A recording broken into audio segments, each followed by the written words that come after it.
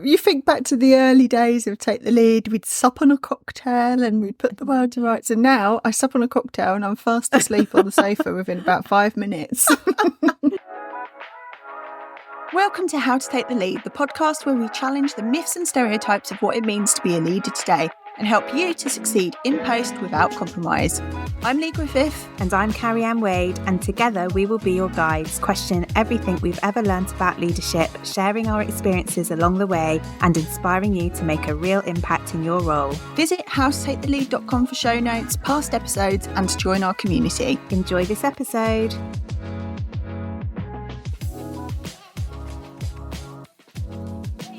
Welcome. Getting the giggles at the start. Oh, listeners do not need to know what the start of trying to record this episode has felt like for the two of us, but let's crack on. That was almost that newsreader moment. That's what I was doing. Oh, right, you were actually doing that on purpose. Yeah. It's like, no. Welcome to this episode of How to Take the Lead with me, Carrie-Anne, and the lovely Lee. Hello, Lee. How the devil are you? I'm okay. I wish I was like turning up with the yay, go 2024. We've got this. You can manage anything vibes. But listener, I'm going to be honest. I'm not feeling it. I'm a bit tired. It's going to be quite relevant this episode, because whilst I do try to practice all the things we're probably going to preach today, even then it can still all go a bit awry. It just goes a bit awry sometimes, doesn't it? And you know what, I'm loving what you are practicing though, being open, transparent and honest. So you're doing all the things that we say we want leaders to do. So thank you for sharing, and sorry to hear that you're feeling a bit jaded. I too am feeling a bit lackluster on the energy front. And I'd love to say it was too much partying, but it absolutely isn't. No. What is a party? I think I've got that age now. You think back to the early days of Take the Lead, we'd sup on a cocktail and we'd put the world to rights. And now I sup on a cocktail and I'm fast asleep on the sofa within about 5 minutes. No cocktails for us. I've got my cup of tea at the ready, not a G&T to record this episode. Anyhow, this isn't what the listeners have tuned in to hear us talking about. But before we get into the good stuff of this episode, I'm just going to remind people where you can find us, engage with us, tell us what you think, leave us ratings or reviews. So we are on all of your favourite podcast platforms. So whichever is your desired listening platform of choice, you can find us there. You can visit the website howtotakethelead.com, where you can sign up to our Substack community, where you can get engaged in conversations with other like-minded leaders. And if you are a paid up member of that Substack community, with every episode you get some extra special exclusive content with prompts and tools and tips and resources and all sorts of things to help you to actually put into practice some of the things that we have talked about in the episode. And for those of you who are dulcet tones are not enough and you'd like to see our faces, we are also over on YouTube, and of course we are on Instagram if you want to engage with us on the socials. Have I forgotten anything, Lee?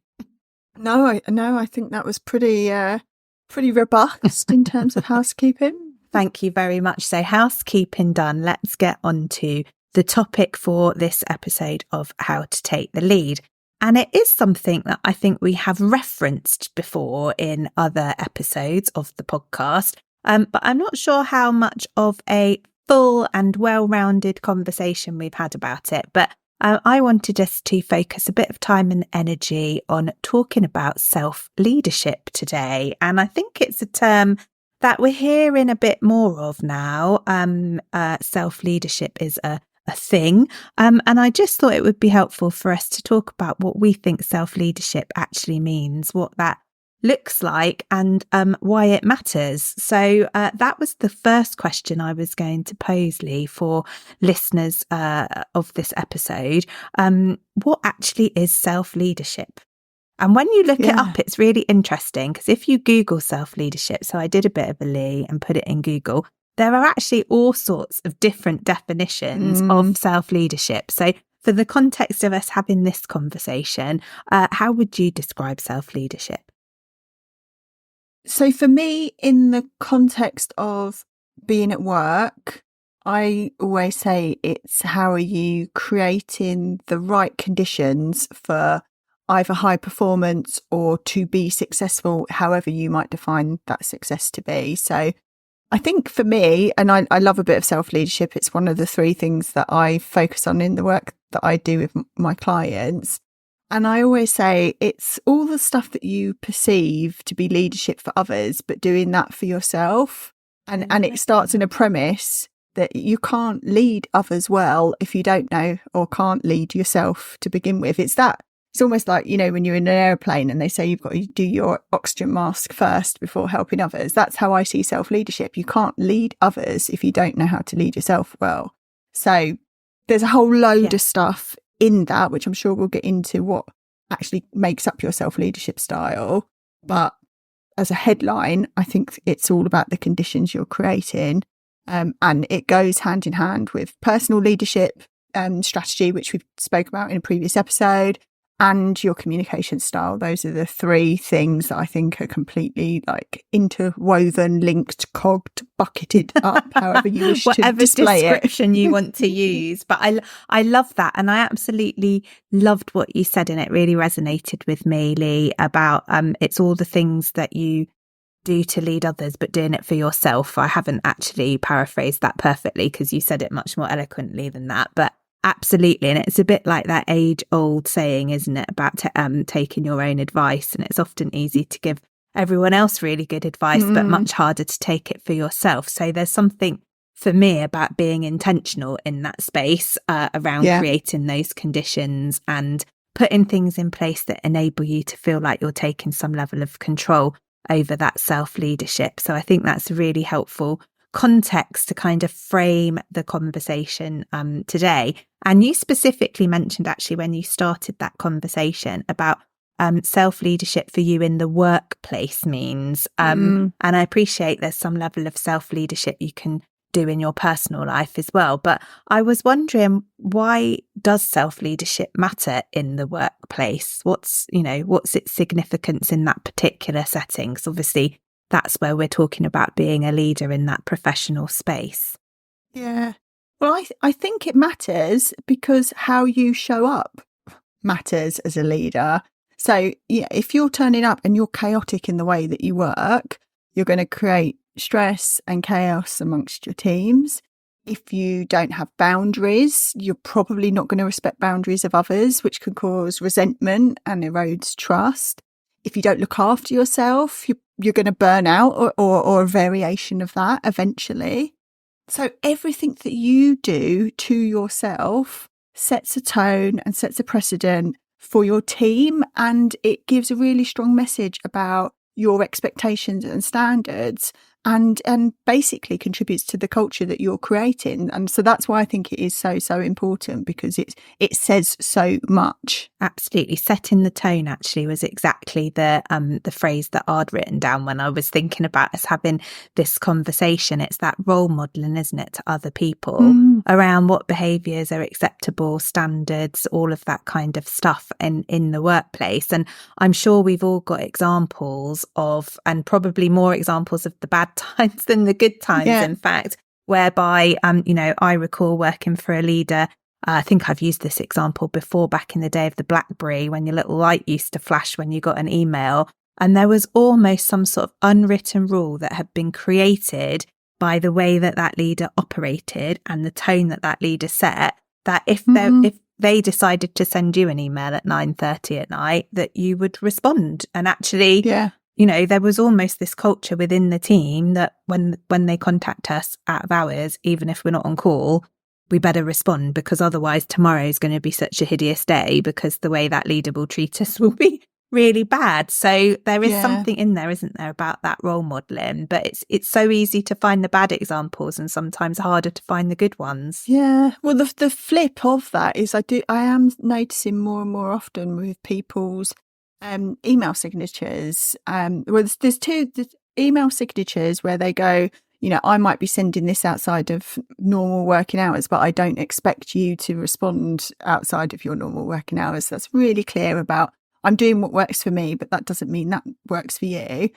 Similarly, there was a chief exec that I was in touch with, and I got a auto response back when I sent him an email, and it told me that he only checks his emails a couple of times a day, and this wasn't the most effective way to get hold of him, and therefore, you can either wait for a response, but if it's urgent, this is how you get in touch. And I think it's that real clarity. It sets boundaries, it's clarity in your communication, it's about the standard that you set and that you expect from others.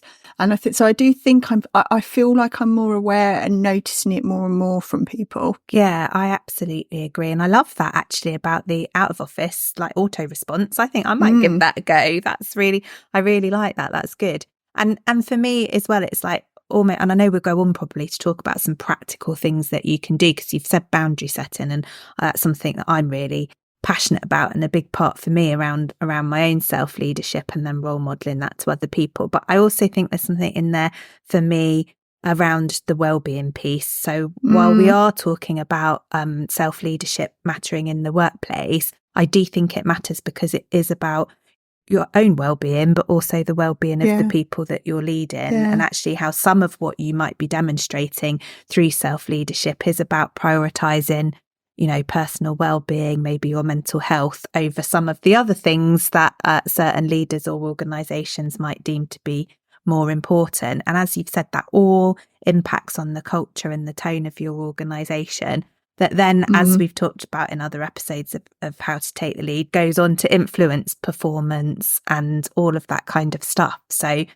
hugely important for sure.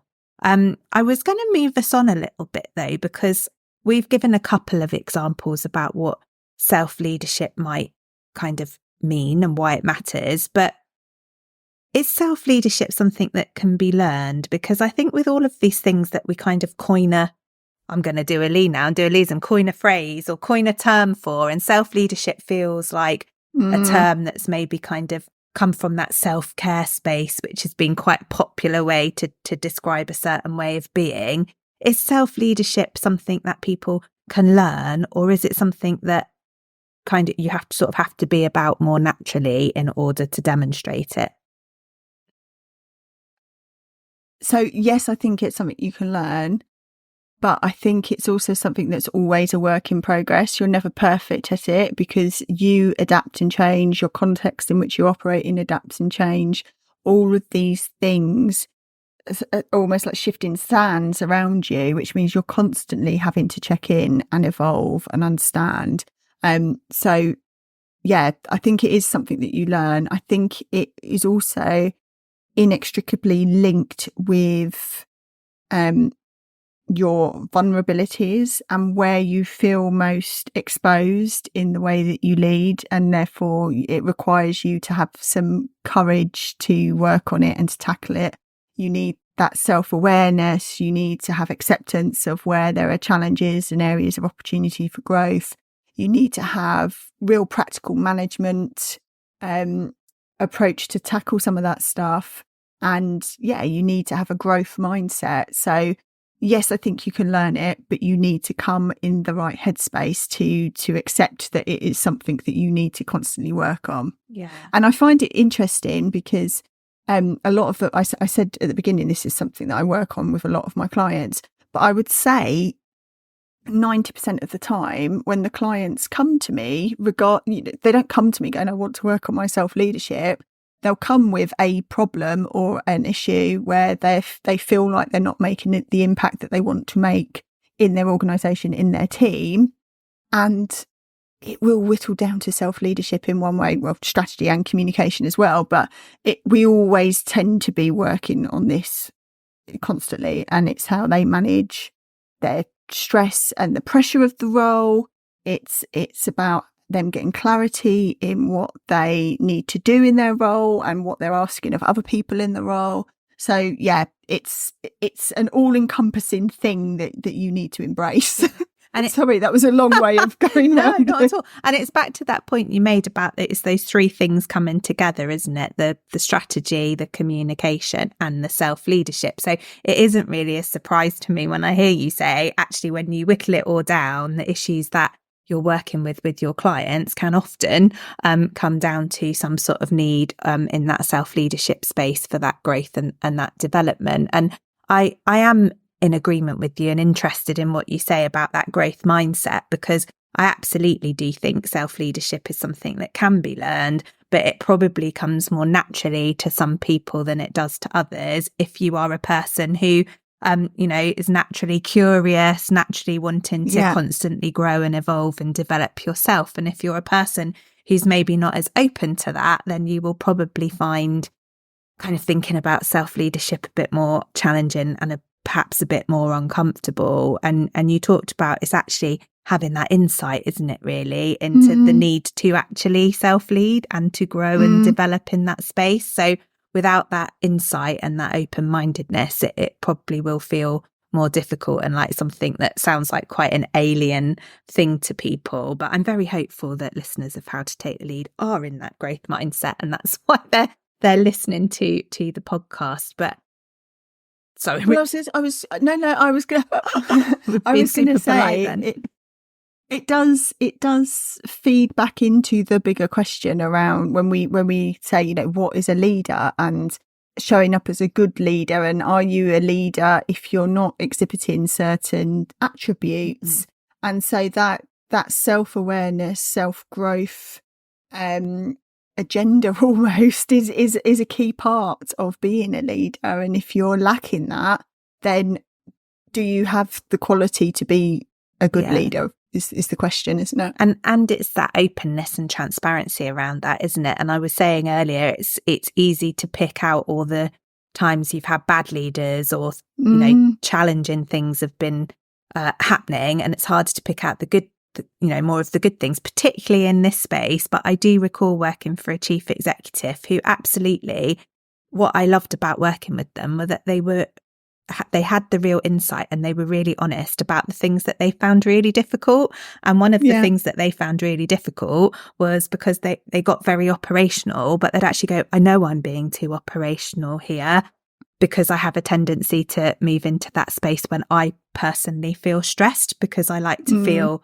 that I'm in control. And I thought, well, even if they've not managed to always crack the fact that they're becoming a bit operational, the fact that they've actually recognised that in themselves as an area where they need to develop and they have that insight is a really good sign that they are somebody who is trying to practice self-leadership. So there are good examples out there. It's just, I think, sometimes easier to latch on to the more challenging one. But for me, it's definitely back to that point about being intentional in that space, really. Like, it's not something that just happens by chance. You don't it's just by coincidence that I'm focused on self-leadership. I think you have to be really intentional and focused in that space.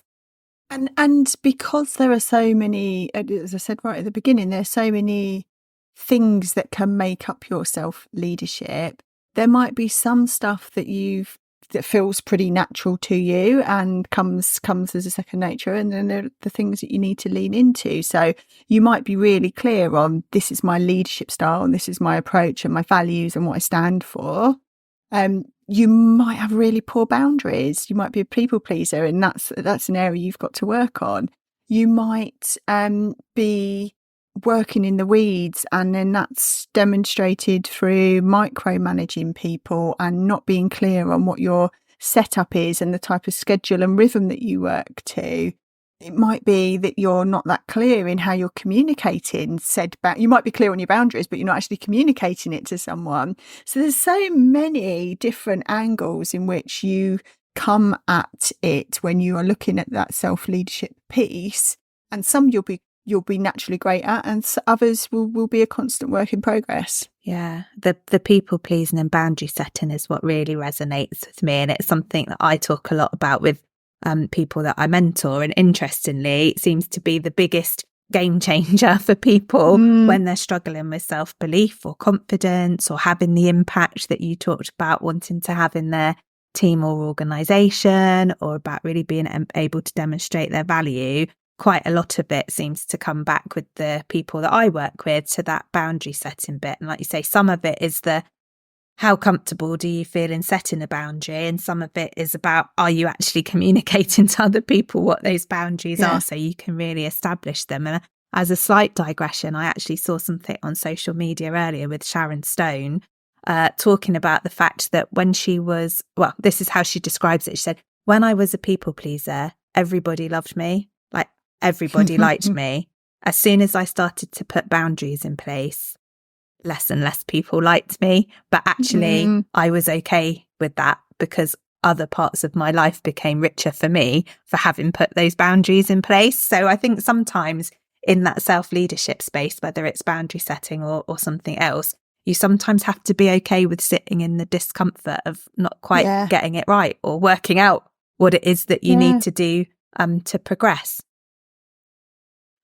Sorry, I've had a really unnatural pause then because I thought you were going to say something. No. So let's cut that bit. Cut that bit. Whoever's doing the edit, please cut that bit. So we've started, I think, to work into this space a little bit now about some practicalities, because you've given a few examples, working in the weeds, boundary setting.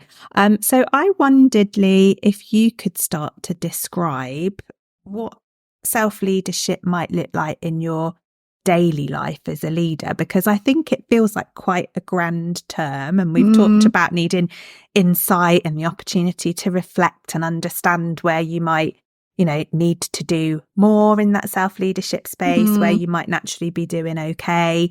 And I sort of thought practically, if you were listening to this and self-leadership is something that you've maybe not come across before, it might be quite hard to think about what that looks like for you as a leader. So have you got any thoughts or descriptions you can kind of give us as to what self-leadership looks like in your daily life as a leader? Yeah. Yes, carry on. Yeah, I have. That was very I certainly have. Carry on. You've asked the right person. It's like a Blue Peter. That's one I prepared earlier. So for me, I think, I was thinking about this earlier, and has it changed when I left my corporate world and now run my own business, or have my self-leadership approaches been similar, but just the outcomes and outputs have changed? And I think it's probably the latter. So at the heart of it is obviously who I am, what my style is, how I want to be, people to interact with me, what they're going to get from me when they interact with me. So friendly, hopefully, that's how I come across. Not too serious, but I will kind of call out the BS when I hear it, and I can be quite direct in that effect. My values hopefully shine through, particularly integrity and authenticity and all of that. So I've got my kind of who I am as a person. Then I've got the how do I approach work? So for me, that is, what's the type of work that I undertake? Who are the clients that I like to work with? Where do I want to invest my energy and attention day in, day out? In the corporate world, that could be, going back to that leadership strategy conversation that we had in a previous episode, the types of things that I really enjoyed and excelled versus what I didn't think I was that great at. So clarity in that part. How I manage my day-to-day-ness, because I think that's a really important thing. So the boundaries around what days I work, I'm really clear around what are my working days in my business and what aren't, what are my client-facing days in my business, and when do I work kind of behind the scenes, what are the hours that I work, what's in and out of scope of the work that I do with clients, and being clear with them from the outset so that I'm setting that context and clarity around what they can expect from me at what point, and sticking to that if they try and challenge it in a really nice way. It's about my self-care, so how I look after myself, how I make sure I'm taking regular breaks, I'm eating well, I'm exercising. Again, when I was in my corporate world, and I see this with some of the clients that I talk to, it's all well and good you working really long hours and being the first in the office and the last to leave and never taking a break, and think it's, hero mentality because you've wolfed down a sandwich and given yourself indigestion. But what's that telling other people? Yeah. And when you behave like that. yeah, as well as telling other people that that's the expectation you have of how they'll behave, that you're potentially doing yourself a disservice, because actually that can be perceived as you being somebody who's not really that in control and can't manage their workload and their priorities in the sort of, I'm going to say normal, whatever normal is, like the normal hours or, you know, way in which other people would do it. So absolutely, that hero mentality is something that I do really struggle with. And I see a lot, you know, with leaders that I work with in the comms profession, if I'm honest. Like, it's almost that proving I'm doing great how things. busy I am and all of that. You know, you're not doing anyone any favours by saying how busy you are all the time. It just shows you're probably not really in control of what you're working on, or you don't have your boundaries in place. Absolutely. And it can be quite disrespectful to other people, actually, if you're coming across like that person who's always super busy but too busy for you because I've got all these really important things to do. It can be very disrespectful of other people who might need some of your time and energy and you know, knowledge for stuff, but you're just far too busy to give it to them. So I can see that that's got a lot of downforce to operating in that way. So I take the kind of who I am, how I'm showing up, how I'm looking after myself as the three things that I'm constantly checking in. And it is a constant check-in. It's bringing awareness to all those parts and bringing awareness to the emotional kind of intelligence part. How am I making other people feel? How do I feel? And is that something that I'm happy with? Does it feel aligned with what I'm striving to do? And do you know what? I think you saying that, and we're a thing of threes today, I feel like, but you're, you know, who you are, how you're showing up and how you're taking care of yourself is a really nice, fairly simple way to try and explain that. But I think it can be really easy for some leaders to feel totally comfortable in the space of who I am, because they've probably done a lot of work on personal values and all of that kind of stuff, but actually probably a bit more challenging in that space of how am I showing up, but also how am I taking care of myself? And when you were talking, Lee, it was making me think in that how am I showing up space about, I can already see that there might be people listening going, well, it's really easy to show up in the way that Lee's just described because she runs her own business and she works for herself and she has that autonomy and freedom of choice, and really easily get sucked into this space of like, I work for the, you know, big corporation or whatever, and I work for someone else even though I'm a leader and I don't have the opportunity to do that. But I would really challenge people, particularly those in leadership positions.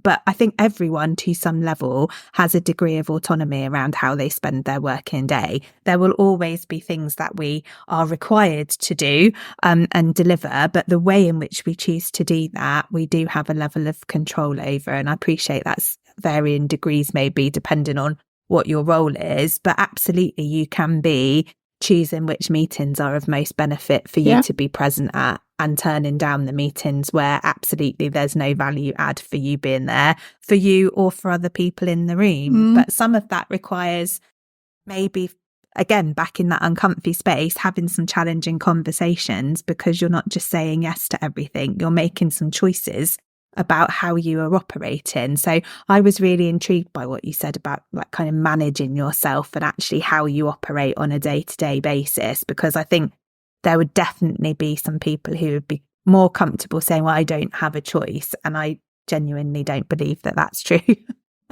But it's how you know, if thinking about, and you're right on the organisational front, it is different. Obviously, it's easier for me running my own business, what I choose to do and how I choose to engage. But even when I worked in corporate and the work I do now, when I'm supporting leaders to go through this process for themselves and for them to determine, and it's simple things like, how am I giving permission to my PA to be a better gatekeeper for me and to filter things, because I'm being pulled into the weeds and people are trying to bypass process and procedure to come to me because they'll think I'll come and rescue. So if I've got clarity in what it is I'm trying to achieve, how am I enabling those around me to be supportive and give them permission to do the jobs that they need to do? When I worked in corporate, I'd be doing things like putting aside half day every now and then where I would work just on strategy stuff. And I see many chief execs do that, where they'll spend a couple of hours, whether it's once a week, once a fortnight, where they are not, it's closed door, or they might not be on site, but they're doing that bigger picture thinking that only they can do. I used to put buffers around my meetings so that people couldn't just bounce me from one thing to another to another. And I'd be really grumpy about, if I wasn't getting my food. She's really friendly, apart from when she's not had her lunch. But I would be, how am I finding time to get up and have a walk about and go and get some food? And yeah, of course, I would sit and eat my lunch at the desk like most people do at some point. Sometimes that was through choice, and I would just be reading, I don't know, a newspaper or catching up on something that was a different type of thinking from the drudgery of the day to day.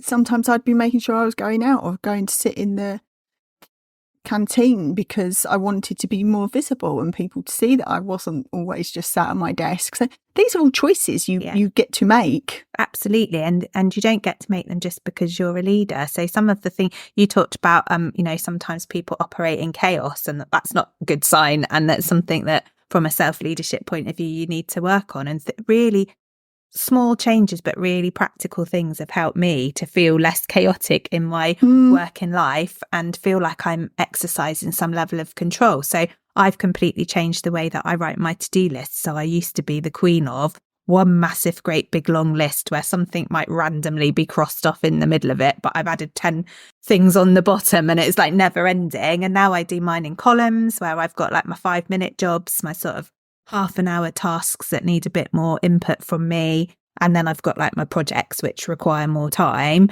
And I couple that with time blocking in my diary for all of those different things. So like you say, you can't just bounce me in and out of meetings because I blocked out an hour to do 2 of my 30-minute tasks on that day because I know I need to get them done, or having my 3 non-negotiables this week that I have to achieve, which I will prioritise over anything else that comes in that week. So there are lots of really practical things you can do, I think, to just help you manage yourself and the way that you are showing up in the workplace. But as you say, also role model to others that it's okay for them to do that as well. And I think for me, that's a really important part of it. So while we are talking about self-leadership and doing it for you today, I do think those points we made earlier about what tone that sets in your organisation and how you role model to others is really important, because that is about the culture that you start to create for sure.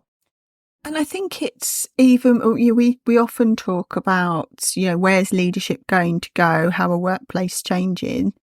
The fact that you've got multi-generations now, people are going to take different things in the way that you behave and act. The fact that people maybe are working from home more or working in a more flexible environment. Again, boundaries might look different, ways of working might look different, how you look after yourself might be different, because actually you might need to physically get away from your desk if you're just sat on Zoom calls all day, getting up and about and saying that that's okay. Yeah. And there's something you mentioned earlier, and it was making me think about it when you said about that flex based on different generations, but also like things flex because different things happen in your organisation or in your role as a leader that you're not always going to have control over, but that you might need to be intentional about how you choose to manage. And, some of that might be about how you're showing up, but some of it might also be about looking after yourself. And I know we've talked before about, times when organizations are in crisis or sort of long-term crisis, and leaders feel like they just have to keep going and keep going and keep going. But actually that bit that's more about self-care is really important, isn't it? Take a break, be able to breathe, reflect, like have that opportunity to step away from something, because fundamentally it will be better in the long run for you to do that. So I guess back a bit to that hero mentality that we were talking about. But I think that kind of chunking it into the 3 is a really good way to start to look and assess kind of the areas where you might be doing really well, but the areas where there's still a need for development, and think about the really practical things that you can put in place in your daily life as a leader. So I've just noticed how long we've been talking for, and I knew this would be something that we would want to talk a lot about. But as is always our tradition with How to Take the Lead, we like to leave the conversation with something there for our listeners. And I just wondered, If this is a topic that interests the listeners, how can they start to develop further in this space? Have you got any top tips, resources, things you want to signpost people to help them really start to think about self-leadership in a different way if it's something they've not considered before? Yeah. I mean, rewind this episode and go back and make a note. Listen again. Make a note of some of the prompts. But I think for me, it's starting from a point of clarity. So how are you leading yourself? And it's asking that question of, when I'm leading myself well, I am doing X, Y, and Z. So being really specific of the things that you think happen when you're leading well. And then ask yourself the counter question: when I'm being ineffective, I am X, Y, Z, whatever that might be. And it's a good opportunity to get feedback from people around you as well, to find out like how you're showing up well and when things might be challenged, because it might be certain contexts, it could be certain situations, it could be one of those particular areas we've covered in terms of self-leadership. I think there's something about asking yourself what might be getting in the way of you showing up as the type of leader that you want to be. And I do an exercise with my clients when we are working through their personal strategy. And one of the questions I always ask them is, to achieve this, what will I need to do differently? And it brings some real clarity in some big ticket areas of where things might need to start to shift. And I would say this, but I do genuinely believe this, working with a coach can be really helpful to ask those slightly more challenging questions. It's not about, a coach won't tell you what to do, but they will help you to take ownership yourself of the need to change. And I think my final point is the thing that I talked about earlier, which is this is a constant cycle. So make sure you've got that regular check-in with yourself and with others about how you're doing. Have some types of goals so you can see the difference and you're evidencing the changes that you're making. And look at, how am I developing my skills? How am I developing my self-awareness? How am I developing and growing as a leader? I'm loving the blankety blank style prompts with the like fill in the blanks. And I'm another niche reference that only some of our listeners might get. And I also think that is the killer question, isn't it? That achievement question, like, what do I need to do differently in order to achieve this? I think is such a good question. So I don't disagree with anything you said. And I'm actually really glad you brought feedback in, because I think we end up talking about feedback on pretty much every episode of How to Take the Lead. But how are you doing that testing? I think is really important, because what you perceive and what others are experiencing might be a bit different. And I guess the only extras I would add is, in this space for me, I have really enjoyed some of Brené Brown's conversations, particularly around Dare to Lead. So the book, but she's on podcasts, she's TED Talks, and I think she does provide some challenge in that space that isn't just about leadership, but is about self-leadership.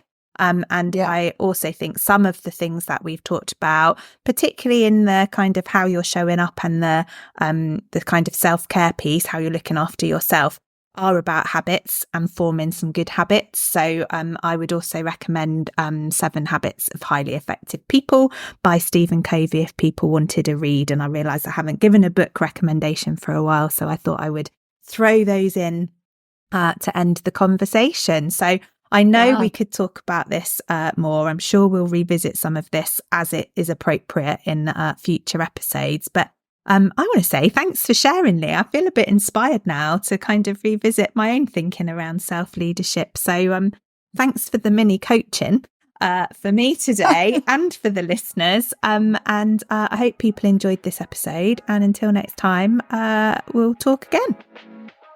See you anon. Thanks for listening. Don't forget to hit follow to make sure you get the next episode. And if today's discussion resonated, please leave a review on Apple Podcasts. We also have our Substack community where you can get behind the scenes info, ask us anything sessions, and build your network with like-minded leaders.